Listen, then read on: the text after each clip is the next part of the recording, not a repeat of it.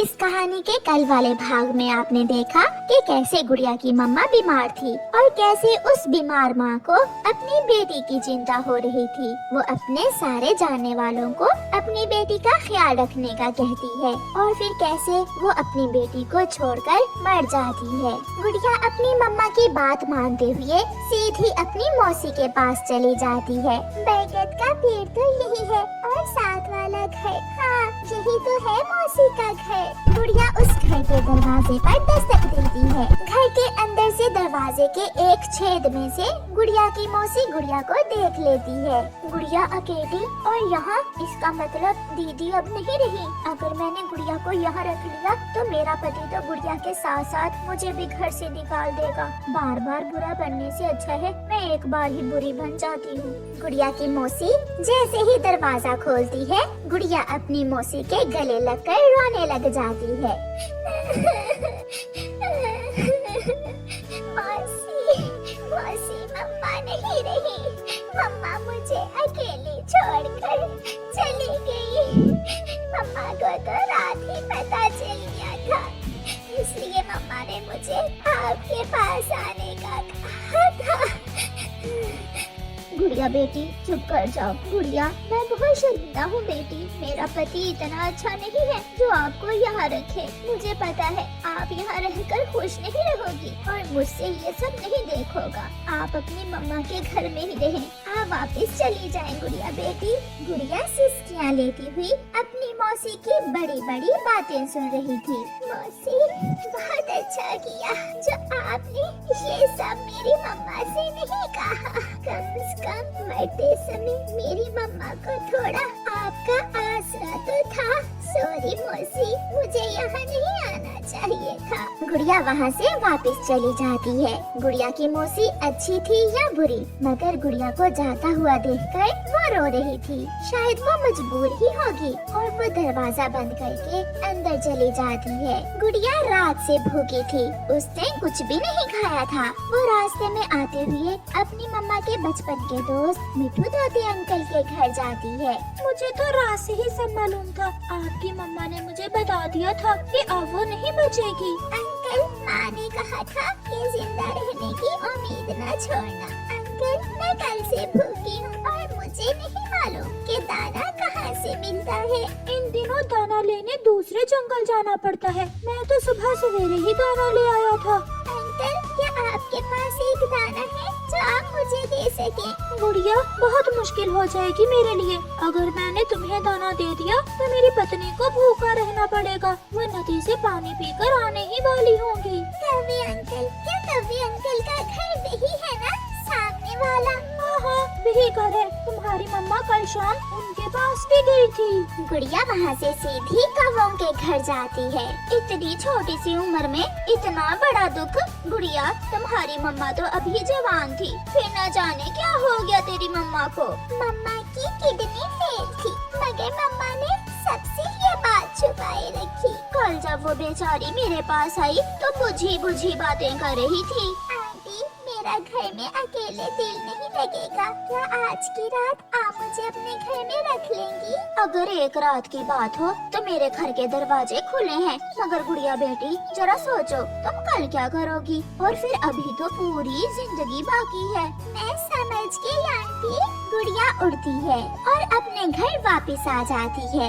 उस रात वो भूखे पेट ही सोने के लिए घोंसले में लेट जाती है। आधी रात तक वो अपनी मम्मा को याद करती रही और फिर गुड़िया को नींद आ जाती है।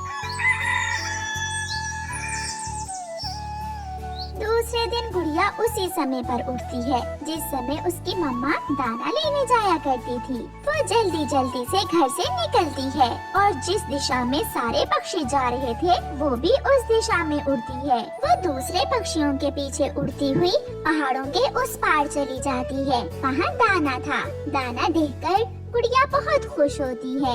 आज तो तोते अंकल और गोरी कवि ने गुड़िया को बुलाया तक नहीं था। शायद वो गुड़िया से डर रहे थे कि कहीं वो उनके लिए बोझ ना बन जाए। गुड़िया जी भर के दाना खाती है और 2-4 दाने लेकर वापस चली जाती है।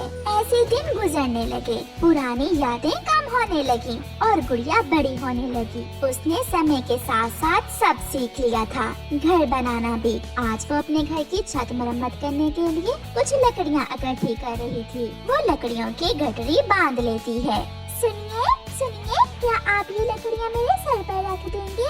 थोड़ी दूर बैठा हुआ पक्षी गुड़िया की आवाज सुनकर वहाँ आ जाता है। आपको कहाँ देखा है मैंने? शायद बुलबुल डॉक्टर के क्लिनिक पर। हाँ, मुझे याद आ गया, अब तो हम बड़े हो गए हैं। क्या आपकी मम्मा का बुखार ठीक हो गया था? ये सुनकर उस चिड़े की आंखों में आंसू आ जाते हैं। नहीं, 3 दिन बाद मेरी मम्मा मुझे छोड़कर चली गई थी। और आपकी मम्मा कैसी है अब? मेरी मम्मा तो उसी रात मर गई थी। वो आखिरी दिन था मेरी मम्मा का मेरे साथ। मम्मा के बाद सबने साथ छोड़ दिया। मैं छोटा था मगर हालात ने जल्द ही बड़ा कर दिया। मैंने माँ के बाद घर भी बना लिया और दाना भी इकट्ठा कर लिया। मैंने सब सीख लिया। मेरी तरह माँ के बाद कुछ ही दिनों में मैंने भी सब सीख लिया था। और ये भी कि इस जंगल में कोई किसी का नहीं है। सबके दुख अलग अलग हैं। दुखों में कोई किसी का साझी नहीं है। चले, मैं आपको अपना घर दिखाता हूँ। नहीं, मैं कल आऊंगी। आज मुझे अपने घर की छत मरम्मत करनी है। फिर वो चिड़ा लकड़ियाँ उठाने में गुड़िया की मदद करता है और गुड़िया चली जाती है। माँ के बाद आज पहली बार कोई अपना महसूस हुआ है। ये भी मेरी तरह ही दुखों से भरी हुई है। गुड़िया अपने घर की छत मरम्मत कर लेती है। उस रात तेज बारिश थी। गुड़िया घर में सुरक्षित बैठी हुई थी। उसके पास दाना भी था और पानी भी। नहीं थी तो माँ नहीं थी, जो अब उसे कभी नहीं मिल सकती थी, जिसकी कमी हमेशा उसे महसूस होती रहेगी। दूसरे दिन गुड़िया फिर से जंगल जाती है और उसे वही चिड़ा फिर से मिलता है। आपको तो मेरे नाम का पता है, मगर आपने मुझे अपना नाम नहीं बताया। रोज, रोज है मेरा नाम। रोज, बहुत अच्छा नाम है आपका। गुड़िया, क्या हम मिलकर एक दूसरे के दुख कम कर सकते हैं? माँ ने कहा था कि जिंदा रहने की उम्मीद न छोड़ना। सच सच, मेरी माँ ने भी ऐसे ही कहा था। माँ ने कहा था कि गुड़िया बेटी, कभी भी जिंदा रहने की उम्मीद न छोड़ना। फिर वो चिड़ा उस चिड़िया को अपने साथ अपने घर ले जाता है और वो एक साथ रहने लगते हैं। चंद दिनों बाद उनके घर में भी चूं चूं की आवाज ने रौनक लगा दी थी और उन्हें जिंदा रहने की उम्मीद मिल गई थी। आज गुड़िया एक छोटे से बच्चे की माँ बन गई थी और रोज पिता। लंबे दुखों के बाद अब खुशियाँ उनका मुकद्दर थी और वो परिवार इतना खुश था कि शायद ही जंगल में कोई और परिवार इतना खुश हो। प्यारे दोस्तों, जिंदगी में दुख और सुख आते जाते रहते हैं, मगर कभी भी जिंदा रहने की उम्मीद न छोड़ो, जैसा गुड़िया की मम्मा ने उससे कहा था। और प्यारे दोस्तों, इस कहानी को लाइक, अपने दोस्तों के साथ शेयर और चैनल को सब्सक्राइब करना बिल्कुल मत भूलना। आपका धन्यवाद। गुड़िया और कुकू अपनी नानों के पास गए हुए थे। ठंड का मौसम था, आधी रात थी जब कुकू की नजर घर से बाहर जाती है। वो खिड़की में से देखता है। गुड़िया, वो देखो, ऐसे ठंडे मौसम में कोई पक्षी पेड़ पर बैठा हुआ है। हमें उसकी मदद करना होगी। मगर नानो सो रही है। हम नानो से पूछे बिना बाहर नहीं जा सकते। हर बात बड़ों से पूछना जरूरी नहीं होता। मैं कौन सा कोई बुरा काम करने जा रहा हूँ? मैं तो अच्छाई का काम ही करने जा रहा हूँ। फिर कुकू अपनी नानो से पूछे बिना ही घर से निकल जाता है। आपको मदद चाहिए? आपको ठंड लग रही है क्या? मैं आपकी मदद करने आया हूँ। कुकू उस पक्षी से ऐसे पूछता है। हाँ, मैं एक विदेशी कौवा हूँ। वहाँ थोड़ी दूर मेरा घर है। क्या तुम मुझे मेरे घर तक छोड़ सकते हो? हाँ, मैं आपकी मदद ही तो करने आया हूँ। मुझे आँखों से कम दिखाई देता है। तुम मेरे आगे आगे उड़ो और जब बेरी के पेड़ पर एक लाल रंग का घर आए तो मुझे बता देना। फिर कुकू उस दुष्ट कौवे के आगे आगे उड़ता है। वो उड़ते उड़ते कुकू की नानों के घर से दूर निकल जाते हैं। अंकल, अभी तक तो कोई घर नहीं आया। घर आएगा भी नहीं, क्योंकि ये मेरा एक ट्रैप था तुम्हें पकड़ने का। ऐसा कहते हुए वो कौवा कुकू को पकड़ लेता है। मुझे छोड़ो, छोड़ो मुझे। मैं आपकी मदद करने आया था। तुमने धोखे से मुझे पकड़ा है। कौवा कुकू को एक थैले गड्ढे में डाल लेता है और इधर उधर देखकर जल्दी से वहाँ से भाग जाता है। भाई अभी तक लौट कर नहीं आया, मुझे भाई को देखना होगा। गुड़िया घर से बाहर जाकर अपने भाई को आवाजें देती है। कुकू कुकू कुकू भाई, आप कहाँ हो? अपने भाई को बाहर ना देखकर गुड़िया डर जाती है और जल्दी से घर में आकर अपनी नानू को जगाती है।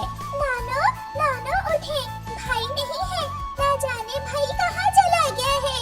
कुकू कुकू अभी तो यहाँ सोया था, मेरे साथ ही तो लेटा था, फिर कहाँ चला गया कुकू? नानो बाहर कोई पक्षी बैठा था, कुकू भाई उसकी मदद करने गया था, मगर अभी तक लौट कर नहीं आया। बहुत बुरा किया कुकू बेटा, आपको मुझसे पूछना चाहिए था। वो पक्षी जरूर मेरे कुकू को पकड़ कर ले गया होगा।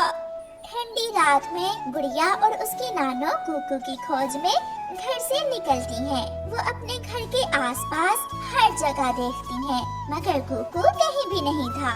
गुड़िया बेटी आप घर जाओ, बाहर बहुत ठंड है, मैं कुकू को देखने जाती हूँ। नानो आप अपना ध्यान रखना। फिर गुड़िया घर चली जाती है और गुड़िया की नानो कुकू को ढूंढने और आगे तक जाती है। सामने एक पेड़ पर वही कौवा बैठा हुआ था। कुकू की नानो उस कौवे के पास जाती है। कौवे कौवे, आपने कोई छोटा सा बच्चा तो नहीं जाता देखा इस दिशा में? हाँ हाँ, अभी थोड़ी देर पहले एक छोटा सा बच्चा उस दिशा में जा रहा था। चले मैं उसे ढूंढने में आपकी मदद करता हूँ। तुम बहुत अच्छे हो कौवे बेटा। फिर वो कौवा गुड़िया की नानो को लेकर उड़ता है। वो सामने गुफा है, हमें आपके बच्चे को वहाँ देखना चाहिए, हो सकता है वो वहाँ बैठा हुआ हो। मैं अभी जाती हूँ और वहाँ जाकर देखती हूँ। फिर गुड़िया की नानो गुफा में जाती है। वो जैसे ही गुफा में जाती है, बाहर से वो कौवा गुफा का दरवाजा बंद कर देता है। एक ही रात में दो शिकार। खोलो खोलो, दरवाजा खोलो, मुझे बाहर जाने दो, मैं तो अपने कुकू को ढूंढने आई थी। अपनी नानो की आवाज सुनकर थोड़ी दूर एक कोने में बैठा हुआ कुकू भागकर अपनी नानो के पास आ जाता है। नानो नानो आप यहाँ कैसे? नानो ये कौवा मुझे झूठ बोलकर पकड़ कर लाया था। कुकू बेटा शांत हो जाओ, हम दोनों इस कौवे के जाल में फंस चुके हैं। अब देखें ये कौवा हमारे साथ क्या करता है। चील दी चले, रात ही रात में मैंने शिकार पकड़ लिया है। वाह वाह कौवे, तुम तो बहुत होशियार हो। एक नहीं दो पक्षी पकड़े हैं, एक छोटा बच्चा और दूसरी उसकी नानो। नानो वो तो बूढ़ी होगी। फिर वो चील कौवे के साथ जाती है। सुबह हो गई थी, अब सूरज की रोशनी जंगल में फैल रही थी। कौवा और वो चील गुफा के अंदर जाते हैं। कैसे लगे मेरे किए हुए शिकार चील दी? ये बच्चा तो ठीक है, मगर ये चिड़िया बहुत बड़ी है, इसका मांस बहुत सख्त होगा। हमें जाने दे, मेरी गुड़िया मेरा इंतजार कर रही होगी। चील बेटी तुम चिंता ना करो बुढ़िया, तुम्हारे बाद उस बुढ़िया की ही बारी आएगी। कौवे इस बच्चे और इस बुढ़िया को पकड़ने का इनाम तुम्हें जरूर मिलेगा। अब तुम जाओ यहाँ से। कौवा वहाँ से चला जाता है। जालिम चील, अगर तुमने हमें खाना ही है तो पहले मुझे खा लो। मैं अपने बेटे को अपनी आँखों के सामने मरता नहीं देख सकती। नहीं नहीं चील आंटी, पहले मुझे खा ले, मेरी नानो को छोड़ दे। तुम चिंता न करो, मैं तुम दोनों को ही बारी बारी खाऊंगी। मम्मा मम्मा जल्दी चले, कुकू भाई खा गया है और नानो उसे ढूंढने गई, अभी तक लौट कर नहीं आई। तब ये सब कैसे हुआ गुड़िया बेटी? मम्मा मम्मा रात को ये सब हुआ था। फिर मम्मा चिड़िया जल्दी से उड़ती है और कबूतर के पास जाती है और कबूतर को सारी बात बताती है। कबूतर भैया कुछ करें, वरना मेरे कुकू और मेरी माँ को कुछ भी हो सकता है। गुड़िया वो कौवा बूढ़ा था या जवान? अंकल वो कौवा जिसकी मदद करने कुकू भाई गया था, वो एक बूढ़ा कौवा था। चलो चिड़िया, जल्दी से चलो वरना देर हो जाएगी, हमें दूसरे जंगल जाना होगा। वो सब उड़ते हैं। कबूतर उस दुष्ट कौवे को जानता था जो पक्षी पकड़ पकड़ कर चील को बेचा करता था। कुकू कहाँ है, जल्दी बताओ। कुकू कुकू? कौन कौन कुकू? वो जिसे तुमने रात को पकड़ा था। मुझे नहीं मालूम। चिड़िया, ये कौवा ऐसे नहीं बताएगा, हमें पुलिस को बुलाना ही होगा। पुलिस का सुनकर कौवा डर जाता है। गुफा में, वो गुफा में है झील के पास, वो भी और उसकी नानो भी। चिड़िया चलो, इसे तो बाद में देखेंगे। गुड़िया आगे आगे, मम्मा चिड़िया और कबूतर पीछे पीछे। वो सब तेजी से उड़ते हैं। मिट्टू तोता भी उन्हें मिल जाता है, वो भी उनके साथ जाता है। ऐसे वो सब गुफा पर पहुंच जाते हैं। गुफा का दरवाजा बंद था। मैं छोड़ूंगी नहीं तुम्हें, अगर तुम मेरे बच्चे की तरफ बढ़ी तो पहले तो मैं इसे ही खाऊंगी। नानो चील पर हमला करती है। दोनों में लड़ाई हो रही थी। चील ने नानो को बुरी तरह घायल कर दिया था। गुड़िया भागकर दरवाजे की तरफ जाती है और गुफा का दरवाजा खोल देती है। बाहर खड़े सब पक्षी गुफा के अंदर आ जाते हैं। अपनी मम्मा, बहन और दूसरे पक्षियों को देखकर कुकू बहुत खुश होता है। वो सब मिलकर चील को मार देते हैं, मगर कुकू की नानो गिरी पड़ी थी। उसके शरीर से खून बह रहा था। माँ उठे, उठे माँ, मेरा कुकू ठीक है ना?